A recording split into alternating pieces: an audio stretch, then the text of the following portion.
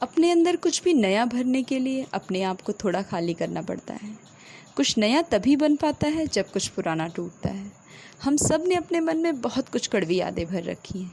अच्छी यादें भी हैं हमारे मन में, पर मैं उसकी बात नहीं करूँगी क्योंकि वो हमें डिस्टर्ब नहीं करते, परेशान नहीं करते। कड़वी यादों की तुलना में अच्छी यादें कम पावरफुल होती हैं, क्योंकि अगर ये पावरफुल होती तो हमें मेंटल अनस्टेबिलिटी नहीं झेलनी पड़ती। ये हमें पीसफुल बनाए रखती और खुश भी रखती। कड़वी यादें अच्छी यादों की तुलना में ज़्यादा पावरफुल होती हैं, या यूँ कह लीजिए कि हम इसे ज़्यादा पावरफुल बना देते हैं इसे ज़्यादा इम्पोर्टेंस देकर।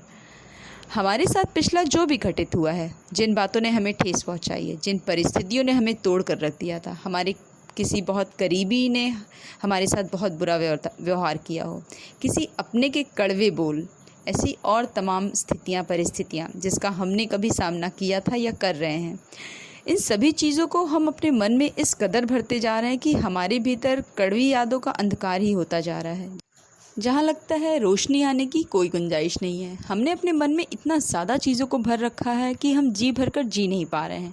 वो कहते हैं ना कि मन में भर कर जियोगे तो मन भर कर कैसे जियोगे। हमारे साथ अच्छी और बुरी दोनों चीज़ें हो रही हैं, जिसमें अगर हम दोनों की तुलना करें तो अच्छी चीज़ें ज़्यादा घटित होती हैं, पर हमारा फोकस वहाँ ज़्यादा होता है जहाँ हमारे अगेंस्ट कोई चीज़ घटित हुई हो। ज़रा अपनी दिनचर्या पर नज़र डालिए। सुबह का समय लेकर चलते हैं, उसको 5 भागों में मैंने बांटा हुआ है। पहला, आप सुबह उठे।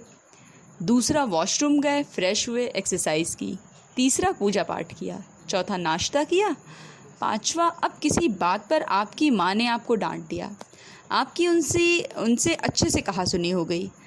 अब इसको इस तरह से समझते हैं कि आपके साथ सुबह 5 चीज़ें हुई। पहली, आप सुबह उठे।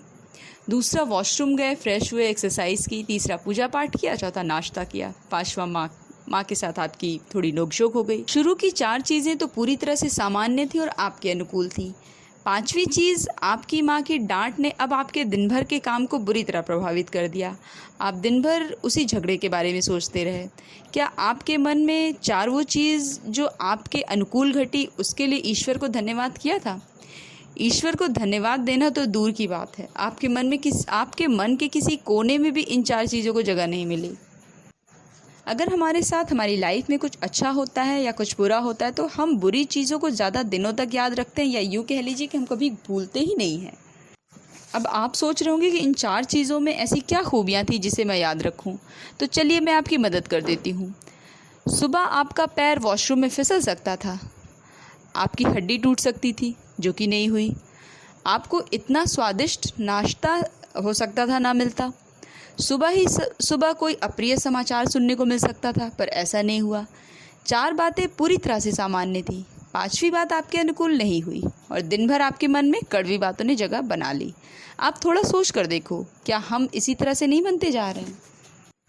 इन 4 बातों के लिए हमने ईश्वर को थैंक यू तक नहीं बोला, और हाँ, 5वीं चीज़ के लिए भगवान को मन ही मन सुना दिया, ऊपर वाला मुझे सुख शांति से रहने ही नहीं देना चाहता।